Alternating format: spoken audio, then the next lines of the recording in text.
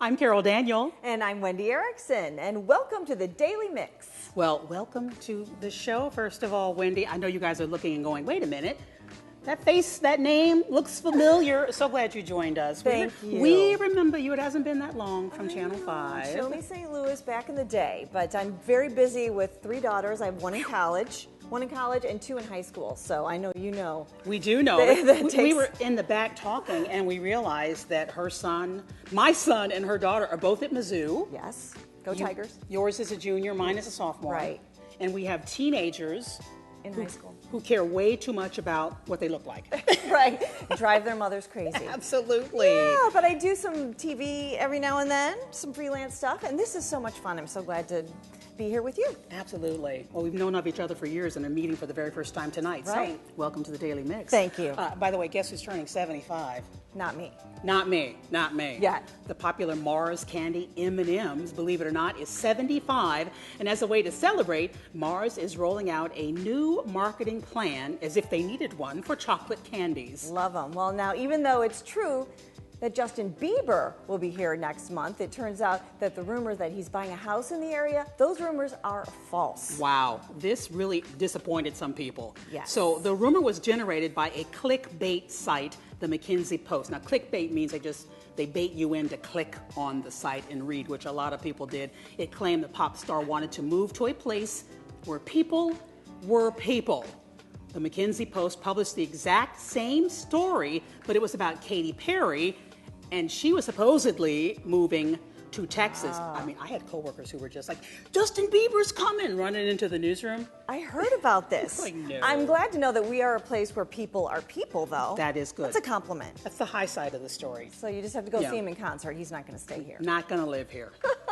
There's a restaurant owner wanting customers to put down their cell phones while dining, and those dining in can be rewarded if they do it. A locally owned and operated Chick-fil-A owner realizes the demand of technology. It has increased significantly, and it is causing distractions when you're supposed to be sharing a meal together. Wow, well, that is right. As a solution, the owner, Brad Williams, worked with his team to develop the cell phone Coop. There is a small box or a coop on each table, and the challenge is for families to keep their cell phones in the coop the entire time while they actually interact with each other. Wait, so they're supposed to be like talking? Talking? What's Talking that? instead of doing this? Yeah. So if a family completes the challenge, by the way, they get a Chick-fil-A iced dream, which is basically a ice cream cone. Williams says the challenge has taken off.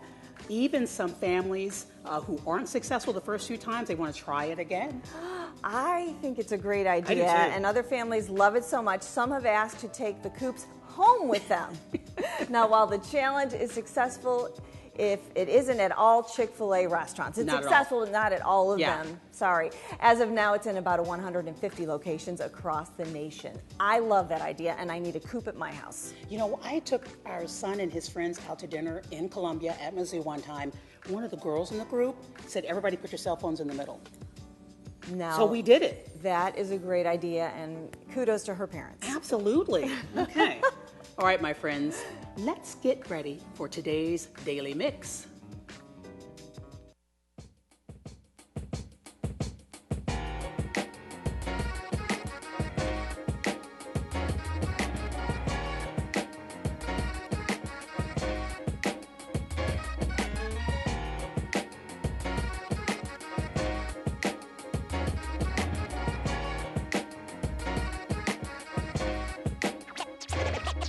Check it out.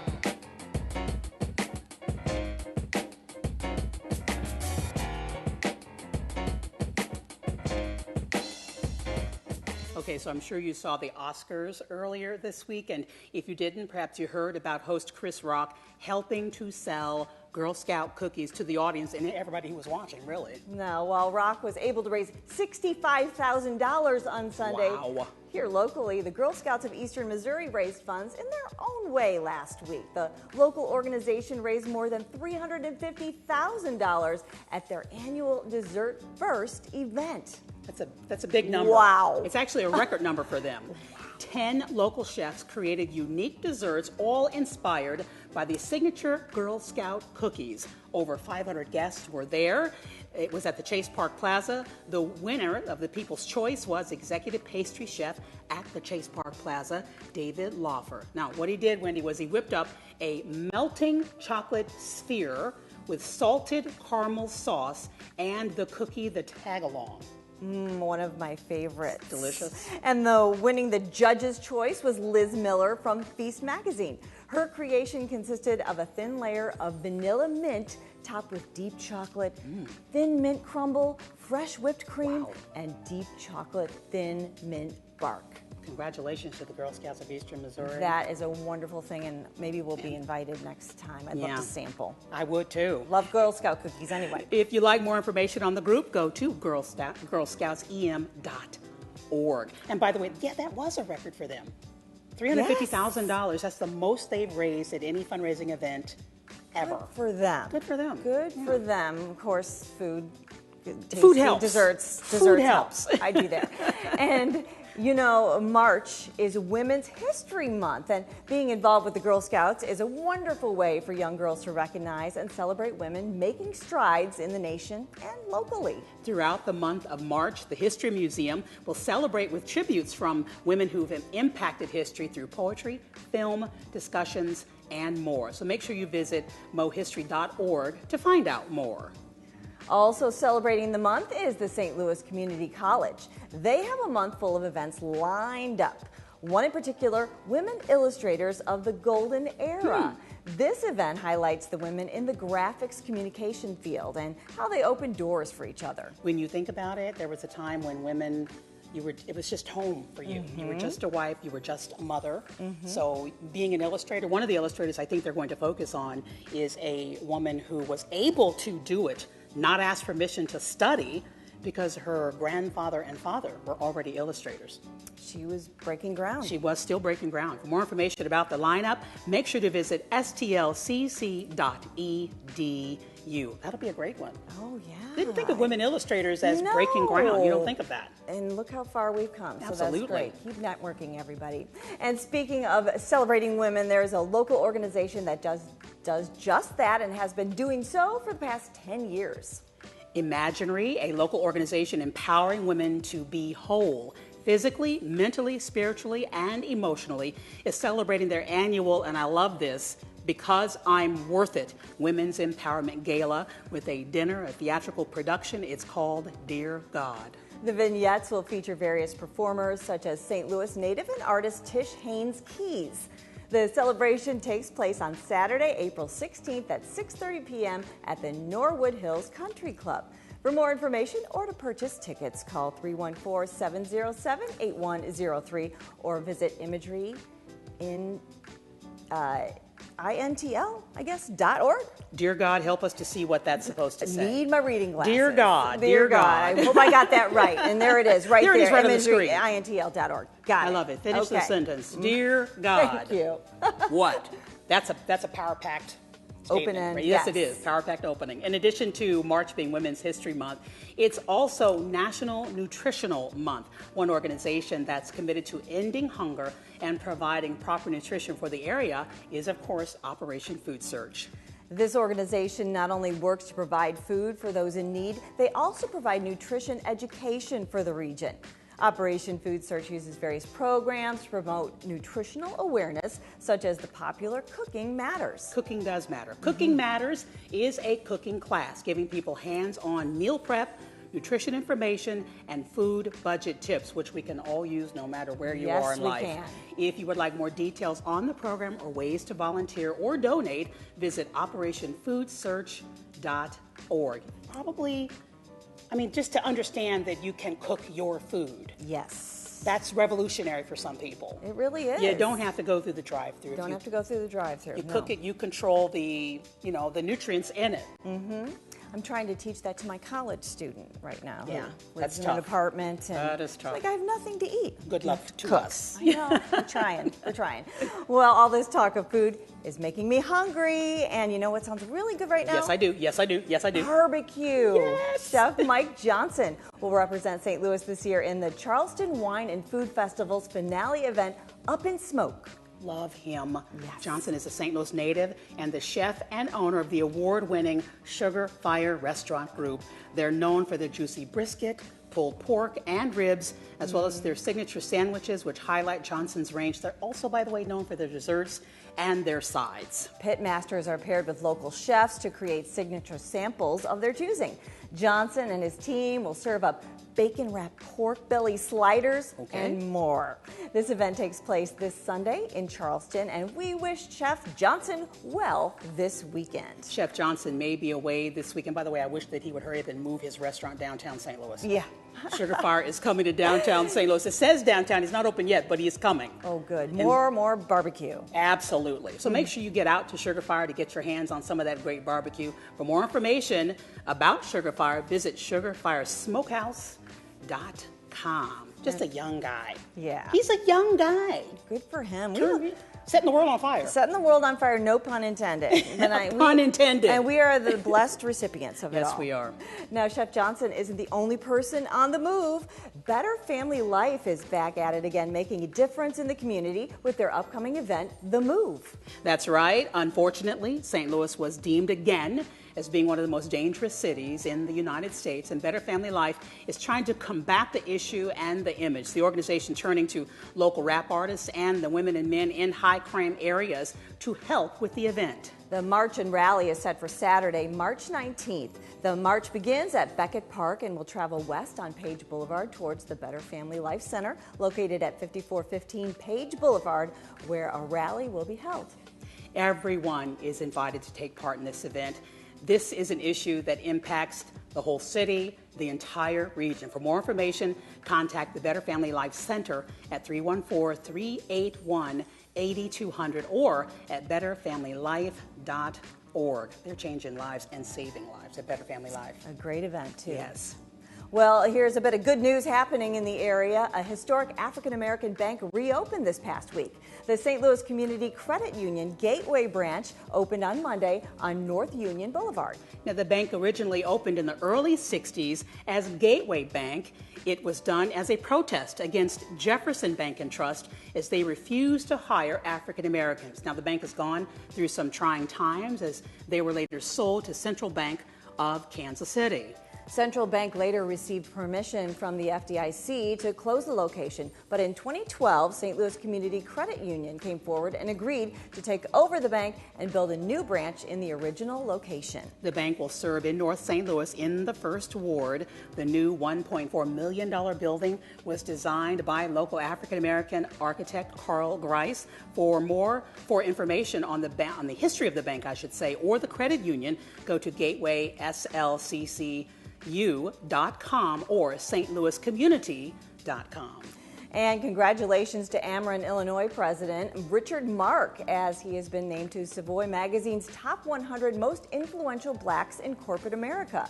This is Mark's second time being honored on the list. The list honors African American leaders making a positive impact in corporate America, as well as in the communities they serve, where they live and work. So congratulations to Richard. I mean, he really does care about the community. Now, he loves Ameren, but his vision has been to use the power of Ameren to make a difference in the community. And he's been out there. I've met him myself. Yeah, he's absolutely. a busy man doing long his time, thing. Yes. long time working in the community. Well, there's just so much good news going on in this city. Isn't that great? Here's some more great news for sports lovers. The Cardinals have announced the extension of second baseman Colton Wong.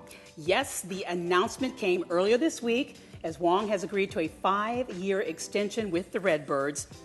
Oh, the baby. He's 25 years old. He made his debut in 2013 when Cards manager Mike Matheny added him to the roster. Congratulations to the Cardinals and to Wong and to us. Yes. Cardinals fans, yes. Cardinals fans, spring training. All right. Yes. I'm ready for spring. Missouri has been known to be the home of a few movies and television tapings.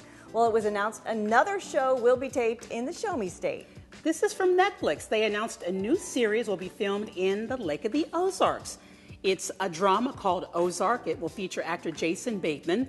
He plays a family man who moves from the big city to the Ozarks and has to begin, get this, repaying the money laundering debt he owes to a drug lord. And yes, I think drug lord and I think the Ozarks. Don't you? No. No. I'm not going to say a word, but hey. Bateman also plays director and executive producer to the series. So Netflix subscribers, make sure you're on the lookout for this show. I wish it was kind of a more positive sounding theme, but hey, I'm gonna just wait and see. Here's my question. People in the Ozarks in the lake, will they be portrayed as, hillbillies, or is it going to be, because you and I have both been to the Lake of the Ozarks. Yes. I mean, it's a high-style place. It is. So who knows? We'll see. We'll see soon enough. See.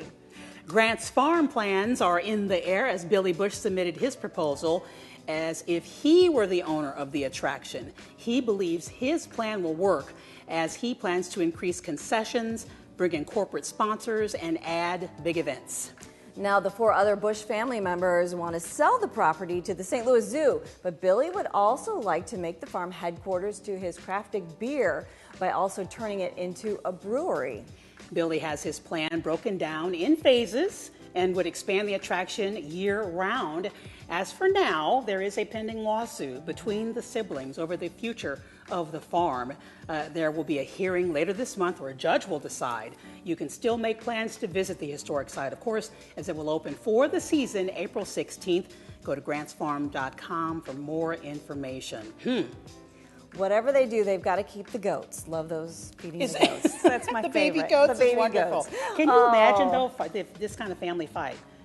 Families don't fight when there's only $20 between them. When you have this kind of, you fight. A little bit more than 20. Yes. Well, the Magic House will receive a facelift in one of the exhibition rooms. The St. Louis Children's Museum of the Magic House is remodeling the popular fitness exhibit, and they're partnering with the University of Missouri-Columbia. Now, the room was dedicated to the Rams and decorated in blue and gold and featured information about the players and other items, but by Rams, thanks to Mizzou alum Dave Spence, the exhibit is being renovated to feature the Mizzou Tigers. Spence, a former board member for the Magic House, had an integral part in getting this change done.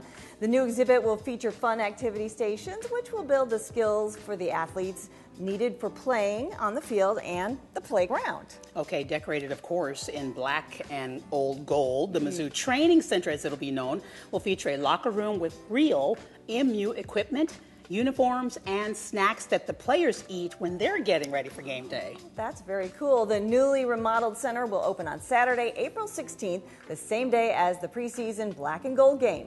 Call 314-822-8900 or visit magichouse.org for more information.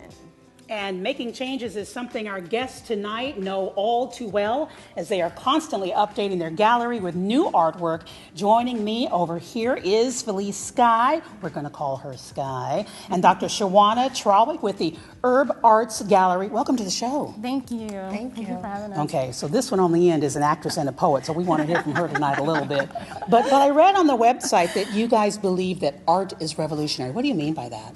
Well, what we mean by that is it helps to develop the child that we have with their talents. So we focus on the talents of the children as far as poetry, dance, music, any talent that they may have. We provide that platform for them.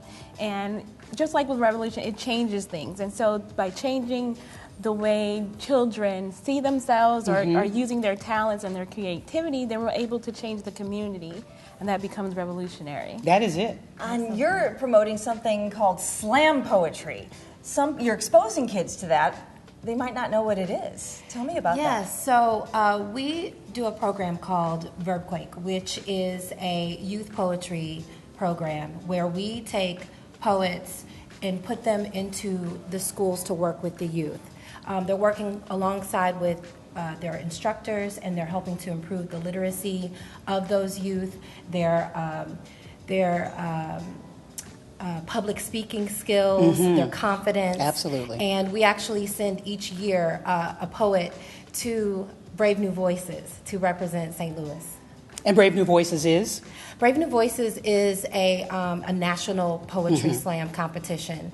And this year it'll be in Washington, D.C. So last year was in Atlanta, and this year it's in Washington, D.C. That's amazing. So a kid from St. Louis who you exposed to all of the arts might get interested specifically in that and can go on to Washington, D.C. and perform and do wonderful things. Exactly. 'Cause Absolutely. What other things do you expose? What other kinds of opportunities do you have? in Well, arts? right now we have the art galleries. The students are able to come in. They can work with different artists. We're trying to have more classes where we have the artists actually working with the children and working with the students there that come into the gallery. So different things that I'm way. seeing some pictures here. Yeah. And that must So, be an event. yeah, that is the map for the First Friday Art Walk, and we've partnered with Artsy and the rest of the businesses in Old North for this art walk, which is pretty awesome because there's different exhibits at each location. And we have Invisible No More, this is the 4th installment, curated by Chris Blackman, and Invisible No More actually celebrates and uplifts Black women. So this is perfect for Women's History Month, and of course, tailing Black History Month. So not only that, but throughout the month, she has a couple of different events. So it's fashion exhibits and just so many wonderful things that she's doing to incorporate all those things for women. Sky told us that she stays ready. So we have maybe 40 seconds. 40 seconds? Can you give us a little something to... Sure. Thank you. Okay, this is one of my favorite poems, a piece of it. I sit and doodle your name. Doodled words could not explain heartfelt emotion. Mixed up love potion number 9, laced with a slow wine I'd love to share with you. Nothing can compare to you, and what you've done to my mind got me searching in between times so we can share a rhyme or reason. In this cosmic season of rustling leaves beneath our feet, brisk tumbling winds follow us as we meet, lips to kiss. Ooh. How are we supposed to follow that? We're supposed to go home and kiss our husbands, is what we're guess supposed to so. do. Oh. Thank you so much. And that's how you get in touch with Herb Arts Gallery. You want to be involved with them because they are, like so many of our topics tonight, changing St. Louis for the better. Thank you both for joining us. Thank you so much for All having right. us. Thank you. Nice to meet Thank you. you. All right. Well, you can find out more. On Facebook, on YouTube, on Twitter, and Instagram. We want to hear from you. Drop us a line at thedailymix@stltv.net. We know you have something to say. Come on, out with it. That's right. Say something. All right. And that's it, I think, For right? the Daily Mix. Keep it right here, though, on STL TV and experience St. Louis. Bye-bye. We'll see you next time.